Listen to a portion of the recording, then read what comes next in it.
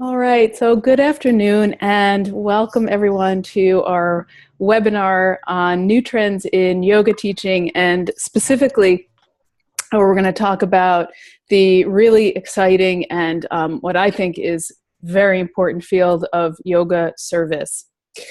And just a couple of technical things before we start. My name is Barrie Risman and I'm speaking to you from southeastern Quebec. So for the Zoom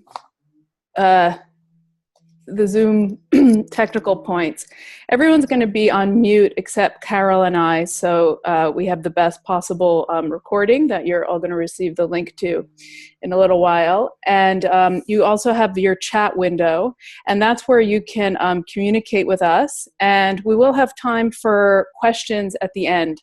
So feel free to type any thoughts or questions as they come up as Carol and I are speaking. And then we'll have time at the end to, Carol will answer your questions.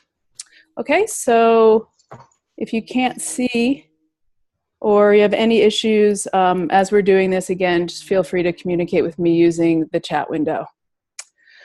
All right, so I'm so happy to welcome Carol Horton as our special guest for our webinar today. As some of you may know, Carol is the author and editor of 4 books and many articles on yoga. And she also serves as the vice president of the Yoga Service Council. And she was the co-founder of Chicago's socially engaged yoga network. And she's also a certified forest yoga instructor. And I met Carol, well, I've been a fan of your writing, Carol, for many years, but we actually met in person at the Yoga Service Council conference this past spring in Rhinebeck, which I would encourage all of you to attend next May. And we're going to talk more about the great work of the Yoga Service Council, but I was so inspired by the work that she and really everyone in that organization is doing, that I thought it would be great to be able to have a longer conversation. Also because I, as a teacher trainer, I get a lot of questions from new teachers who are just really inspired to bring their skills to these populations that are so often underserved. And they have questions about how to do this. So I thought Carol would really be the perfect person to speak to you today about this. So welcome, Carol. Thank you. So excited to be here. Yeah. Great. So I have a few questions to get us started, and then, as I said, at the end we'll also have time to answer your questions as you communicate them to us. So, Carol, could you start by talking about what we mean by the term yoga service, actually what it is, and what are some examples of it? Yeah, I'd be happy to do that. So first, I want to say personally for me, yoga service has really been a community and a practice and an understanding that's allowed me to deepen my practice by growing the kind of innate impulse I personally had to take what yoga gave me in terms of connecting more deeply into myself out into the world, because that is just the sort of person I am as yoga brought me deeper rather than sort of transcending the world, which has been in many yoga circles an emphasis. I've really wanted to connect to others and connect to my community and lessen my feelings of alienation and have more of a positive sense of meaningful and purposeful action in the world.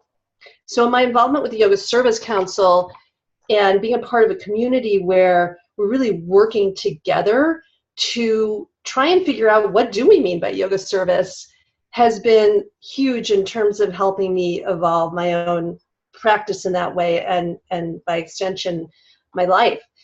So I've been on the board now for 2.5 years, and during that time we've had a lot of evolution. At the time I started, we were just beginning the process of really revamping what we meant by yoga service.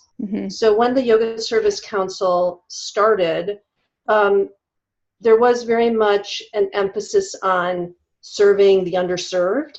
And it's not that that has gone away, but more the language and the conceptualization around it and what that means in terms of yoga service has evolved a lot, and with a lot of deliberation and discussion and reflection. So Barrie, maybe you could put that first slide up that I gave you. Yeah, so here you see the working definition in prose, and there's a lot to unpack here, that two of our co-founders, Jennifer Cohen Harper and Tracy Childress, kind of pinned down, again, out of a process of much larger group discussion. Mm-hmm. So we're defining yoga service as the intentional sharing of yoga practices that support healing and build resilience for all, regardless of circumstance, taught within a context of conscious relationship, rooted in self-reflection and self-inquiry. So there's a lot to unpack there, and I'll simplify it in the next slide. But one thing I really wanted to point to here in this definition is that yoga service, in this understanding, can happen anywhere and can involve anybody. Right? I was just talking with a friend of mine who's a studio owner lately, and she said, you know, I always thought yoga service was you had to go out and work with that most difficult population for free, and that's what it was. And so I don't feel like I'm part of that at all. And she spends so much time building an incredible community in her studio and really being part of that community. I said, like, well, really, the way we're thinking about yoga service, I think you're actually involved in that. Because it's a way of approaching yoga that is intentional, that connects the process of that deeper self-reflection, self-inquiry, self-study, that's such a deep part of the yoga tradition, with conscious relationship. And with conscious relationship means, again, that sense of really prioritizing connecting with others and really trying to learn and apprehend and appreciate and respect both our differences and that deep humanity that connects us. So Barrie, could you go to the next slide? Mm-hmm. Okay, so here, because that definition is a mouthful and there's so much concept kind of packed into one sentence, mm-hmm. We broke it down. And I love this graphic because it shows these three elements that we believe, and it's a working definition, this could still evolve, but that we believe kind of synergize to create the practice and experience of what we call yoga service. So there's the practices, which may be somewhat refined from the typical yoga teacher training that people know, more trauma informed in particular, but basically the mindfulness, movement, breathing practices that we all know and work with the self-reflection and self-inquiry, and that really be an ongoing process, there being a synthesis there, and then the conscious relationship with others. And so all these things are coming together, and at that point where there's that connection and synergy, that's where yoga service in our minds is happening. And there is a paper by the title of What is Yoga Service, a Working Definition, that kind of unpacks all this a lot more and explains more of what we mean by conscious relationship and so on, that you can download for free at the Yoga Service Council website. If you go to our publications tab and look under community resource papers, there's a whole set of great papers there, and this will be one of them. Okay.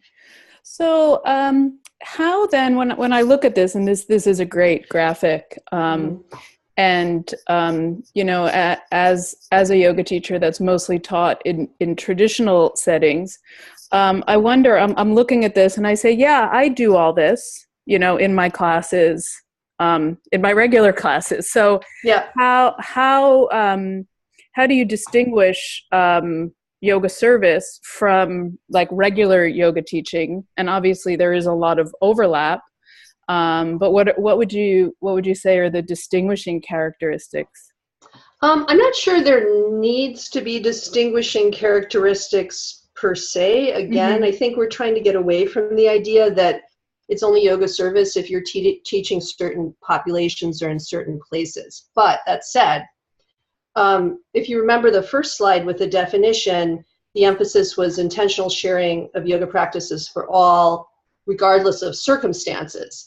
So that for all, regardless of circumstances, is in practice, where we in the Yoga Service Council and the Yoga Service community are really placing our emphasis, because we recognize that not everyone can access the wonderful work that you're doing in your studio, and so many other teachers.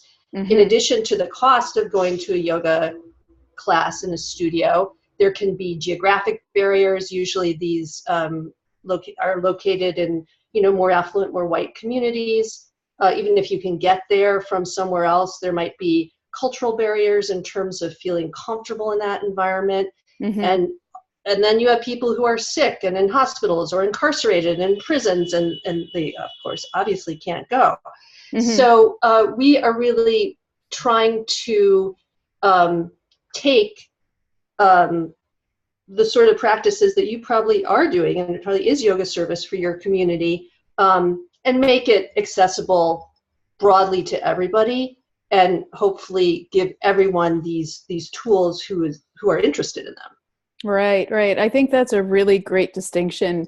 And I appreciate you kind of, bringing up that idea of underserved communities. I mean, I used that phrase, and it's interesting because I've thought about that. And when I think about communities that, can really benefit from the practices of yoga and may be underserved, I include corporate America and corporate and school teachers, and there's many groups of people who, they may have the means to access yoga, but they are not being served in their own setting. They in some ways, yoga needs to be offered in a different circumstance for different groups. So just in my own thinking, it's really interesting to kind of expand that idea of how yoga service happens, where yoga service happens, and that phrase, regardless of circumstances, also has a really broad and interesting definition and connotations as well. Yeah, absolutely. And I would add that, and we can get into this later, that as one goes to serve different populations and work in different contexts, that does require some adaptation of the practices and additional training and additional knowledge, so that you are able to enter into that conscious relationship, because having a conscious relationship means understanding something about where you're going and who you're working with. Yes. Right. Yeah, so that's the kind of conscious relationship part packs a lot in. But when I think we wanted to move away from language like serving the underserved, just because it creates a real us-them dynamic, sort of the helper and the helped, it's not that there's anything per se wrong with those words. I mean, there are, realities of people who are more privileged and less, and that's part of the conscious relationship, is understanding that. But to frame what's happening in a way that prioritizes a separation is, one, not what we want, because we want that integration and synergy and connection. Also, we don't want the studio world and the mainstream yoga world to feel like completely separate from this, which I think has been the case and still largely is the case. Thinking about ways where the yoga studio world can become more socially engaged and more connected to this idea of conscious relationship as part of the practice. Yeah, and also trauma-informed yoga really doesn't work if one is in a helper and helped mentality, because the relationship needs to be more reciprocal, and one is kind of being served by the experience with your own growth, even as you are serving others. So again, it's that kind of synergy and relationship where the growth of self occurs both through one's own inner work, but also through one's work with others. Right. That's interesting. And again, that of course that can happen in any yoga setting. But I think when we're teaching in a different cultural context or a different socioeconomic context than we're used to, then that is kind of amplified. Exactly. The opportunity for learning on the part of the teacher is also really amplified. And I think that brings up another question I have, which is, how teaching in the context of yoga service is different from regular yoga teaching. So we looked at, according to this definition, there's a lot of similarities. And I think you're touching on some of the important differences that I think would be interesting to hear about from your experience. Yeah, so I personally, in terms of the part of this that's really about making these tools accessible to all and being drawn to teaching outside of the traditional yoga studio context, I have personally taught in Chicago's Cook County Jail, which is the largest jail in the United States, a locked residential facility for foster children, so kids who can't have no parents or foster parents to live with at this time and are in a therapeutic setting, in a community health setting, and in a drop-in daytime shelter for homeless women. So I would say there's a number of things that are different in those settings. I think, like you already alluded to, Barrie, I mean, one of the probably biggest and most important one is the sort of self-reflection that it sparks to do something like enter into Cook County Jail and offer a yoga class. Mm-hmm. I definitely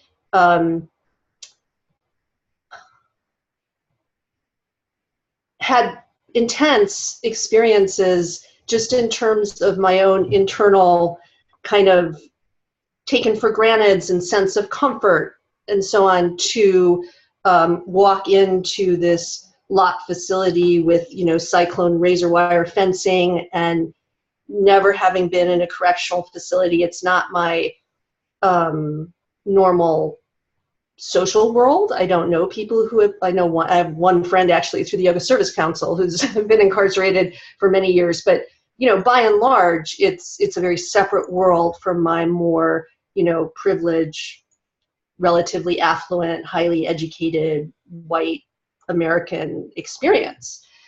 And so I had to ask myself a lot of questions about, why am I doing this? Is this a good thing? Does it make sense? Is this really going to be a benefit? That's part of the process for yoga service. That's part of the self-reflection and self-inquiry. That's part of the practice. And, for me, it was really an opportunity for a lot of growth.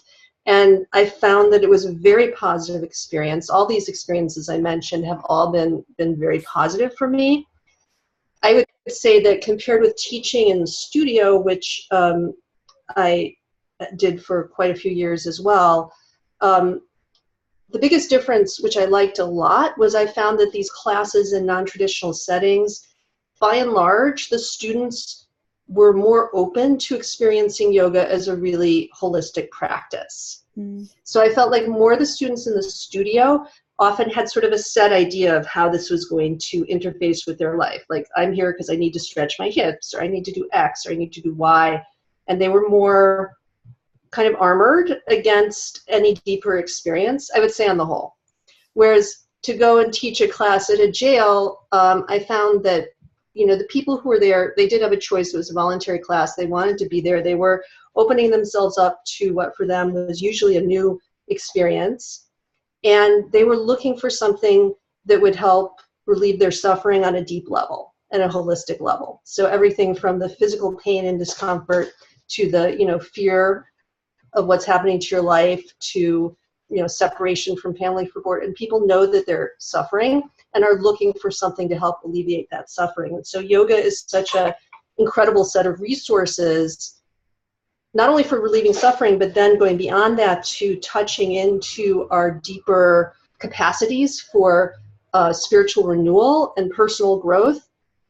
And I found that people are more open to that because they know they need it more often in these settings. And so as a teacher, I found seeing that and seeing those kind of shifts and feeling those energetic changes and just, the limited feedback I would get just going in and out of doing an asana class was very meaningful to me.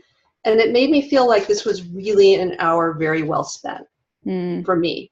I got a lot out of it, but I also felt like the people there got a lot out of it. So that was very personally satisfying.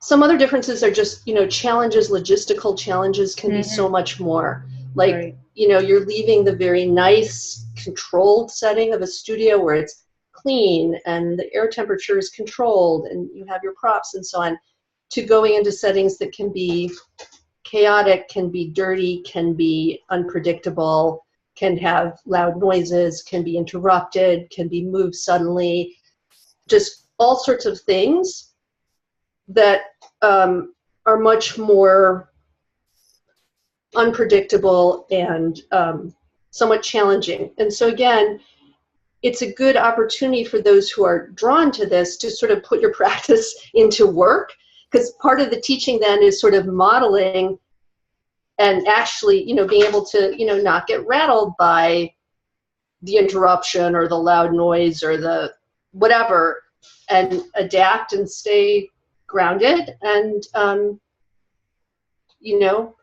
breathe and pause and keep going and do what you can do in the amount of time that one has.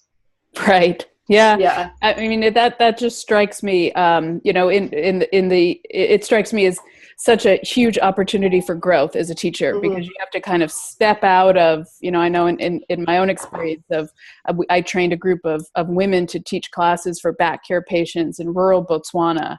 And so talk about getting out of your usual teacher training box, it's like, it was outdoors, on the ground, on the dirt. We had mats, but not much else. So, finding solutions for props and just getting creative. And I really understand what you're saying, because I think that in those contexts as well, we also have to model, right? We have to model being students of yoga and how how we deal with those challenges. Exactly. Yeah. So it's really, and I don't know if you have found this, but I found that with my thought about in teaching children in particular, I haven't taught it in a lot of different settings, but when I've taught children, it always comes up for me. It's like, you have to walk the talk, because they know, they're onto you. Yeah. They really sense that. I wonder if you also had that sense with the different populations you've worked with, that there's, you really need to even more so than in a traditional studio, come from that place of authenticity for the practice to be effectively transmitted. Yeah, that's an excellent point. And I've heard this discussed many times in the yoga service world among people who do this sort of work that involves going into a setting like a prison, for example. That people's radar and sort of sense of, who is this person entering in here? What's their real story, really? It's just much more acute and fine-tuned. And you feel that. And yeah, there's something very clarifying about it. The energetics can be quite different, than in a studio. Because again, I think in a studio, often people, they're much more kind of controlled and, sort of set in their own sphere and worlds. And as a yoga teacher, I found that the sort of challenges that I've confronted in the yoga studio world are different, but exist as well. I mean, they tend to be more like oddly sort of not fitting in my own mind to the somewhat artificial narrative of what a yoga teacher should be like. You know what I mean? Like, I should be younger and prettier and more flexible and more whatever, you know what I mean? There's a kind of, and then reminding myself that this narrative about yoga teachers is artificial and culturally constructed. For me, the yoga studio, I think it's something I had to get past. Whereas going into the yoga service world, there's a way in which it's just like so real. Right. That Right. there's kind of a relief actually for somebody like me, because I find a lot of the artifice of the yoga world very challenging to navigate. So going somewhere where it's like, hey, this is just really real, and people are sensing like who you really are, where you're really at, and you are having to be more in touch with how you're really feeling, and is it fear, is it comfort, is it, are you really feeling in sync with the depth of your practice? Are you feeling off? Like all that becomes much more clarified for me in those settings. So again, I mean, it's sort of that served like that helper and help distinction. I mean, I think really it's not just like nice words and ideology that we think that we shouldn't conceptualize it that way. It's like, that's really not how it is. I mean, if you're the sort of person who is drawn to this sort of, going out of the traditional sphere to teach, and not everyone is, and that's totally fine. But if you are, I mean, it truly is something that offers a lot of opportunities for learning and growth that have felt to me very meaningful. Yeah, great. And so could you talk a little bit about the impact that you've seen this work have on the populations you've taught? I mean, we've talked about, I mean, I totally get that this for teachers, this is right. Because the artifice of the mainstream yoga world is stripped away. What an opportunity for, as you said, the classes to be really get to the core of what yoga is about. And as you said, you're teaching populations that are very often aware, they're in need of, they're looking for something. So you have this powerful setting, you have people who are really ready. So lots of opportunity for growth as a teacher. So speak about also the impact you've seen this work have on the populations you've taught. Yeah, so in the settings I've taught in, there's been limited opportunity for student feedback, just like a few words at the end of the class, and then my sense of what's happening. So like I said, it's all been very positive, but because it is more limited, because I haven't taught in settings where there's been more in-depth evaluations or opportunities for students to give feedback, I wanted to share some of the research I've done in working on the most recent best practices book for the Yoga Service Council. So if you could skip actually the iGrow slide, skip that, skip to the first all print slide, skip this that. One? We'll go back to that, skip that one. There we go. So before that, one back. Yeah, so I just wrote, this is just a sentence I pulled out of a book I'm editing called Best Practices for Yoga in the Criminal Justice System. It's starting to rain here. And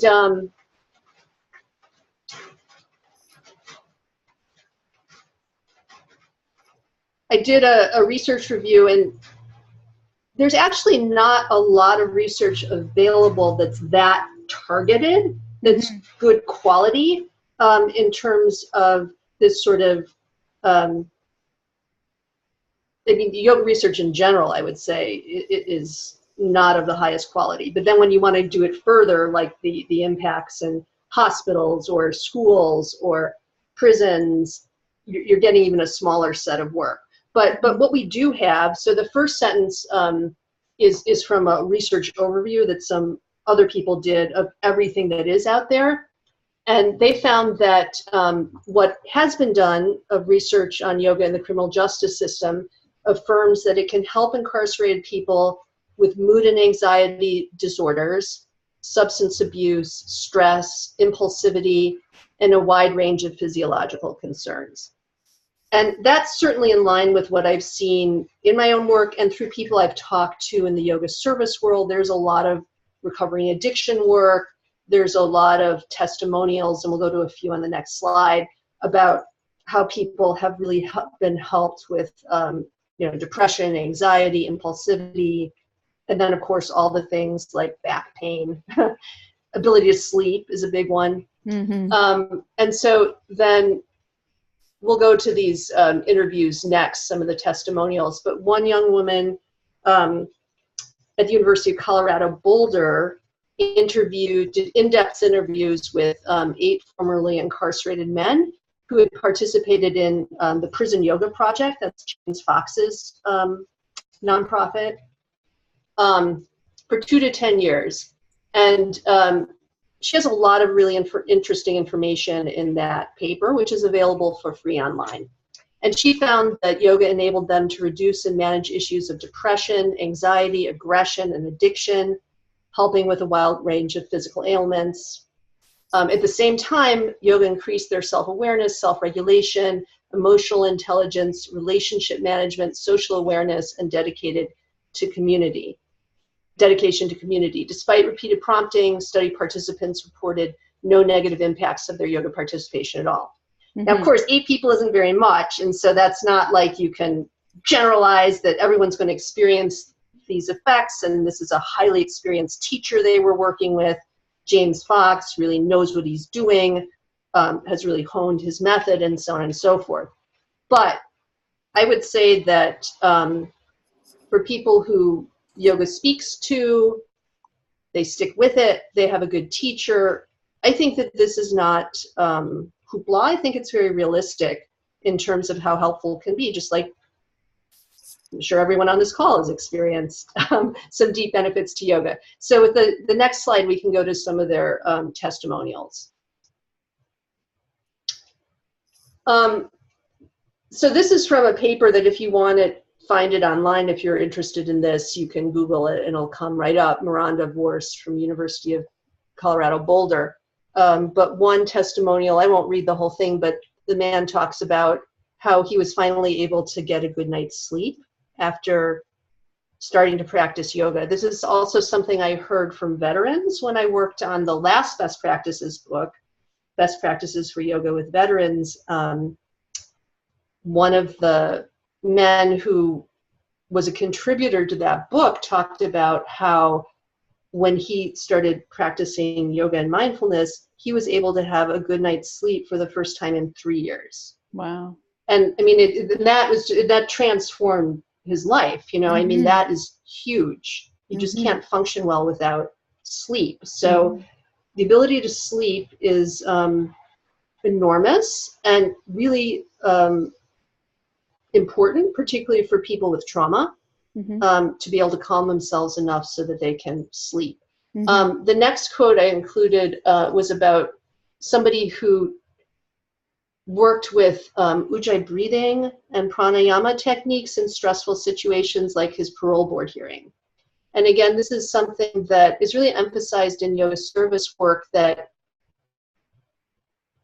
we try to give people tools from the class, the asana class, that they can integrate into their lives and help navigate stressful and challenging situations very consciously and actively. Mm-hmm. So this kind of, you know, you have to come before a judge and have a hearing. This is also something I've heard people who work with kids who are in juvenile detention talk about, how they learn how to feel more grounded, to breathe, to, you know, these are really important high stress encounters for them. Mm-hmm, mm-hmm. So that the portability of the tools is very important. And again, that sense that this is doing something more meaningful mm-hmm. when you're teaching the class. And then the last quote, I will read the whole thing, because I think it's really beautiful. And this to me kind of gets at why I find the yoga service world so inspiring. A man who was incarcerated for at least 10 years because he was in the Prison Yoga Project for that long, said, "I think Prison Yoga Project was an anchor to my true self. I was in an institution and deprived of all my dignity, and I could still be happy, joyous, and free." Mm. And that is not meant to say that it's okay that all these people are incarcerated or paper over the injustice of the system. That's not the point. The point is, if you are there and you are stuck in that situation, having a tool where you can still connect to that part of you which is untouched by that, and renew your spirit and then connect with others from that's powerful and that's important. Nobody is served by having people mired in depression, self-hatred, anger, resentment, right? Right. So I think that, part of the conscious relationship piece of this is not using yoga to excuse injustice or paper over the problems of society, but to recognize that to enter into what is happening and help people connect with themselves in a positive way and empower themselves is one really important way to start leveraging positive change, both for individuals and more broadly. Yeah, It's something we can do. absolutely. Yeah. And then if you could go to the iGrow slide, I just wanted to quickly, you'll have to go back. This one one? more back. Yeah. So this I just wanted to include because it's a beautiful example of how one organization in Chicago really used yoga as a foundation to build out into more community renewal and social justice work. So you can see they don't just do yoga and mindfulness, but they also do sustainability and urban farming. They've also done some job training stuff. This house in the picture was completely boarded up and abandoned. It was renovated with contractors who are willing to work with people in the community to help train them in construction. Some of them later got jobs in construction. This is one of Chicago's most impoverished, highest crime areas. People are getting shot in this neighborhood regularly. And many boarded up houses on the street. It's a very hard place to live. They have people there every day. They have yoga classes offered. They have donations of things like diapers and laundry detergent and toilet paper that when people run out of money, they can sign out on an honor system and have. They have coffees for the elders. They have a summer camp for the kids. Awesome. They have outreach to schools.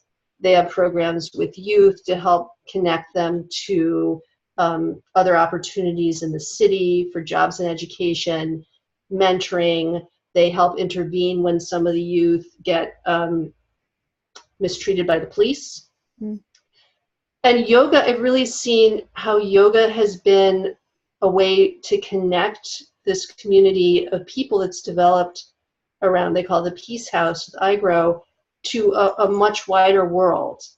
That because yoga is so national and international and accepted now, it's a way that people can come do something together with people in a community that normally they would not only never go to, but be afraid to go to. Right, right. And do something that really helps them connect to each other on a deep human level. And then there's more motivation to, I think, not only learn about what's happening somewhere like Englewood, that's the name of the neighborhood, but to care about it and to feel a sense of real connection to the people who are living there, because you've actually experienced something important to you together with them. So that's very powerful. Yeah. Great. So we have about just a little bit more than 15 minutes, and I want to make sure we talk about how the yoga service world has been developing and evolving over the years, and about your organization, the Yoga Service Council, and what they do. But how have you seen the field of yoga service evolve, and how do you see it moving into the future? So I've seen it grow a lot, and I've discussed this with people like James Fox, for example, who I mentioned, Prison Yoga Project. He told me, a couple of years ago that his trainings have just mushroomed in terms of how many people are interested during the past 5 years. I mean, 10 years ago, hardly anything like this existed, but then there was this kind of decentralized grassroots growth with this person there or forming that organization here. And the Yoga Service Council, the point is to be a nodal point where individuals and organizations who share an interest in this kind of work can connect and find each other and learn from each other and collaborate with each other and support each other. So, I mean, the Yoga Service Council conference has been going 6 years. I would say that during that time, the work just keeps getting more refined, more sophisticated, more ambitious. There's more people interested in the mainstream yoga world. And at the same time, there's also more people interested in the helping professions, in the education sectors, in the justice system. So there's a convergence where people who do things like social work or teach, not teach yoga, but like teach school, are often yoga practitioners themselves. Right. Thinking about how they can integrate these worlds, or there's someone who's just very open-minded and looking for new resources to help their organization work better. So that there's growth on both sides, within the yoga world and then within the, sort of parts of society where there's more of a natural fit. Right. I was just meeting with I just met a high school teacher last week who she practices hatha yoga, and she was telling me that during gym all the boys would be playing sports and all the girls would be sitting kind of on the bleachers, and so she's just started teaching them asana, as a way to get them to do something, and they loved it, and it was really transforming their own self-image, and so she just kept teaching, and she's just a high school teacher. Right. I think that's a good example of what you were just talking about. So, because I think most of our participants here are yoga teachers, what are, so it sounds like the Yoga Service Council is a good place where teachers who are interested in getting linked up with service projects can go. And what are some other ways that new teachers who are interested in doing this kind of work can kind of get started and kind of get support for reaching out? Because I think there's this, like you shared at the beginning of the call, I think for many of us there's a natural pull at a certain point to want to just share what we've received, and I think sometimes we don't know how to do that. We don't know how to start. So what suggestions do you have around that? Yeah, so I would suggest first really engaging that self-study component of yoga and being reflected, what are my strengths? Where do I feel a sense of calling? Are there certain communities I feel more drawn to than others, or maybe have more experience? Do you really like to work with children? Do you know something about schools? Do you feel drawn to healthcare work? And just, finding like what's right with you, rather than having a kind of abstract idea of like, this is what it should be to be important. I think it does really have to resonate deeply with you, and people have different things they can bring. Then I think researching what is already happening in your community.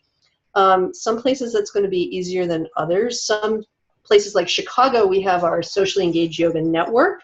So we're trying to do the same thing as the Yoga Service Council is in terms of connecting people, but on a local level. So if you were in Chicago, I would say contact SANE. That's the acronym for Socially Engaged Yoga Network. Boston has such a network, Atlanta, Rochester. If you know a couple of people interested in this sort of thing where you live, think about forming your own yoga service network and bringing people together so that you can really start to have that sort of hub. Again, I have one of the community resource papers on the Yoga Service Council website I wrote is about this process and has some suggestions for that. Oh, okay, great. Yeah, talking with knowledgeable people in the community, both yoga teachers and people who might know a lot about the not-for-profit sector or social services might be able to connect you to places, because if you do want to start something, there's nothing to just join. One of the biggest challenges is just having an in. Just getting in. And I mean, the logistics of getting a room on a regular basis at a place and time where people will come, that's clean, that's decently ventilated, where you can store mats. And having been through that process multiple times, it's so much harder than I would have thought. So, knowing somebody who, again, doesn't have to be a yoga person necessarily, but maybe someone who's very involved with a certain community or institution that you'd like to connect with who can help you with that. Huge. And I really, guess, really important. you know, if you have a student, like I'm thinking, how would I do it? Mm-hmm. I think like if I had a student who was a social worker or, you know, someone that would have connections with that world, you know, I would probably start there and say, do you know anybody at the, and then kind of just, yeah, networking. Network, yeah. Definitely, because, you know, one person who has the right sort of in and knowledge and so on can just give you that anchor to get in and grow. And the other thing I would say is think about sustainability over the long term, because a lot of what happens in this world is people are very passionate and really, you know, motivated to share their yoga practice and, you know, sort of do something new. And that passion can lead to burnout because if you're spending a lot of time doing this and you don't have any sort of independent source of wealth or income, then, you know, you need to think about, how will I shift from being a volunteer to getting paid at some point? I mean, those sort of questions of how, if you're at the organizational level, how do I build a sustainable organization? Yeah. How do I, you know, mentor and support my staff and teachers? Or if you're an individual teacher, how do I set myself up so I can, you know, do this as long as I really want to do it without burnout, without developing secondary trauma? Right. There's a need for support, both from others and also for most people financially. So all of that is something that's important to be realistic about. I think if I could also share, I know this wouldn't work for every setting, but there could also be opportunities for capacity building within the populations we're teaching. Like, for example, in my project, we actually trained teachers from within the community to lead the classes. So that's just something to put out there. Again, I know that it might not work in every setting, but there could be opportunities to actually build capacity amongst the populations that we're teaching. And then, and I love that. The project becomes more self-sustaining over time. Right, and that is just such a great model. I would really, really support any opportunities for that. Yeah, you make yourself not needed after a while. Yeah. So we have a few questions, if I can go to that, if that's okay. Sure. So someone asked, will we get a copy of these slides? Yes, absolutely. I will email you out a PDF of the slides. And one person's asking specifically, how do I get into my local prison? Yeah, so there's no one-size-fits-all answer for that. It's going to really, again, rest on finding someone who can help open that door for you. And I've talked with people in some communities, it's been quite easy for people, and other places it's been pretty much impossible. So it really depends on what's happening with, you know, actual individuals on the local level. But the first thing I would do is try to find out, or try to connect with anybody you can who has connections with that world professionally, or who is in it in some way, who is enthusiastic about the idea of bringing yoga in. And have that conversation with them. Okay. Yeah, keep networking till you find somebody who can help open that door. And I don't know if this would be helpful, but at the conference, there were a couple of programs. You know, there's a number of organizations teaching yoga in prison that are involved in the Yoga Service Council. Yeah. So would it be a good idea for the participants here to connect with those people? And someone's also asking, do you think it's important to have specific training for incarcerated populations? So there's two questions. Who could people connect with to get more information generally about teaching in prisons, and would that be useful? And what are those programs? And is it important to have specific training for incarcerated populations? Yeah. So I'll start with the training. It is definitely important to have training, and that's really the first place I would start with the prisons is when our best practices for yoga in the criminal justice system comes out. Buy the book, because we have 30 people who are really leaders in this kind of work who have collaborated on this and synthesizing all of their ideas and a lot of specific information about training. But definitely in addition to a 200-hour training, trauma-informed yoga training, and ideally prison specific, or by the same extension, if you want to teach in schools, child and youth specific, school specific. So know something about where you want to go and who you want to work with, if possible, in addition to the trauma-informed training. Mm-hmm. And then if there are also specializations within that, you might want to do like, say, teach pregnant women who are incarcerated. Then you would need a prenatal yoga training. So definitely extra training, yeah. Okay. And does Yoga Service Council have like a listing of trainings, or what is a good way to find those trainings? We have a listing of members and member events. But it just is really more by who's a member. Right. I think the best way to find them is probably at this point still a Google search. Prison Yoga Project offers trainings nationally and internationally. If you're on the West Coast, Yoga Behind Bars and the Daya Foundation are excellent. If you're on the East Coast, Liberation Prison Yoga Project is excellent.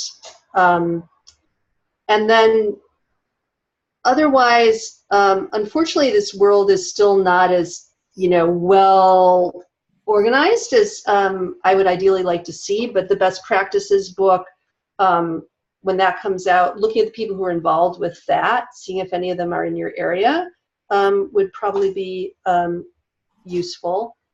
And I forgot the other, so how do you connect with people? What was the second part of the question? Well, the other question, and maybe you might have just kind of answered it, that there are a number of groups that are members of Yoga Service Council that have programs, not necessarily in Canada or, where people are, but so through the Yoga Service Council website, the members, people could connect with and perhaps get advice on how to get something going in their area in addition to the networking that you were mentioning. Yeah, and again, the purpose of the book is really to kind of be a giant funnel for as many people who are members and, experts that we know into one place. And we are planning to do some webinars around the book and videos and ways to kind of tie it into more YTT units and so on to familiarize people with this work. Right. And that should be out in October. Great. Good. Yeah. Good.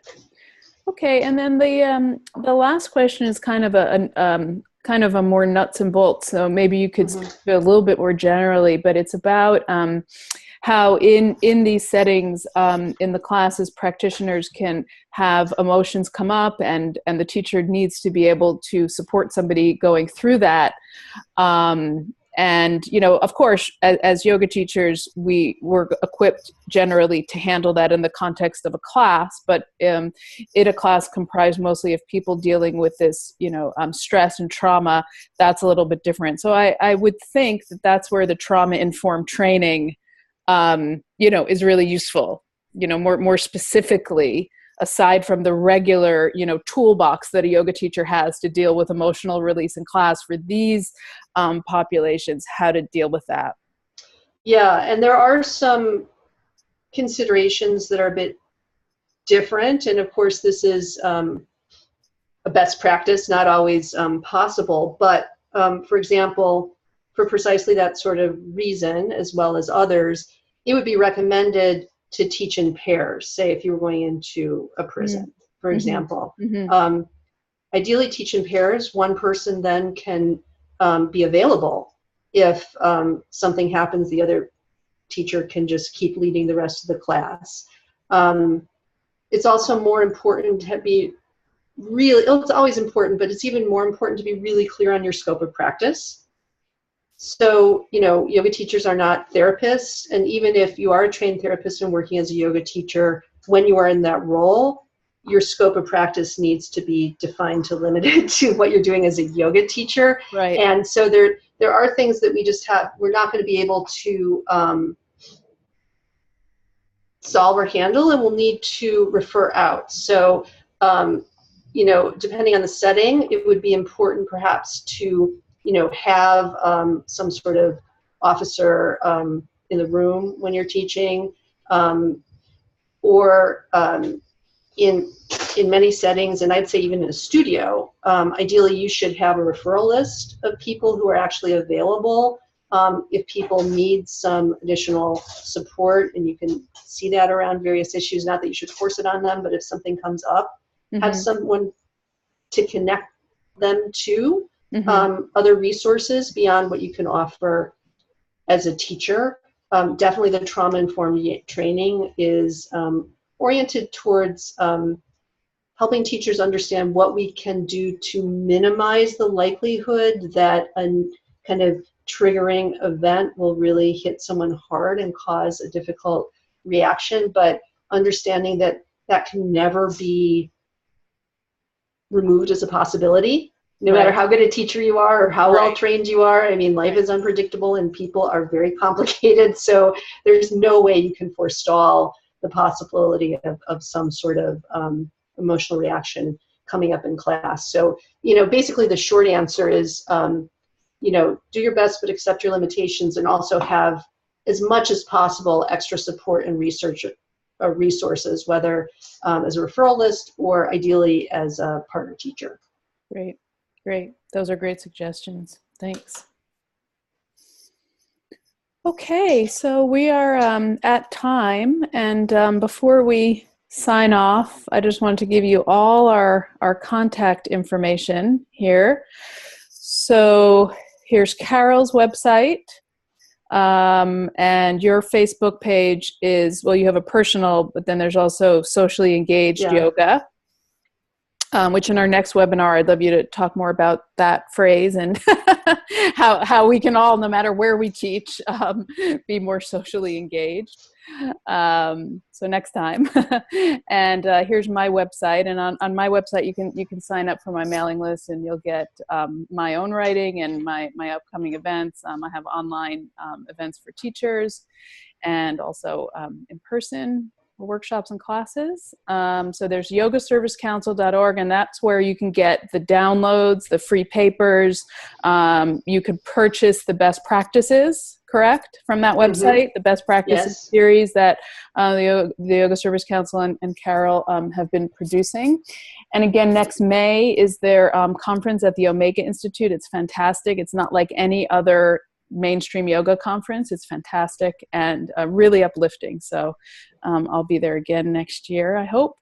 And my own service project, teaching yoga to back care patients in Botswana, is the World Spine Care Yoga Project. So and part of the proceeds of your fee today are going to go towards supporting Yoga Service Council and supporting the World Spine Care Yoga Project. So you can find out more about that here.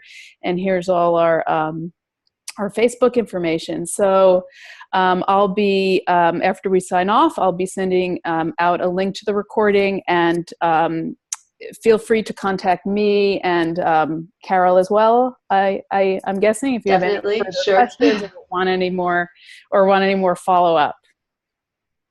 Thanks, Barrie. Great. Did you want to mention anything else that's coming out? Or I think everything's on the website. Everything's on the website. Yeah, so that's go to the fine. website and follow up with us. Get in touch with us. You can also, in the Facebook event for this webinar, if other specific questions about anything we've talked about have come up, just pop them in there, and Carol will answer them. Okay, great. So thank you again for being with us, Carol. And thank you. Thank you all. Thank you all for being interested and drawn to this work, which is really, I think, where yoga needs to go to everyone and everywhere, consciously and in that kind of relationship. So I just want to go back to, before we end, I just want to go back to that definition.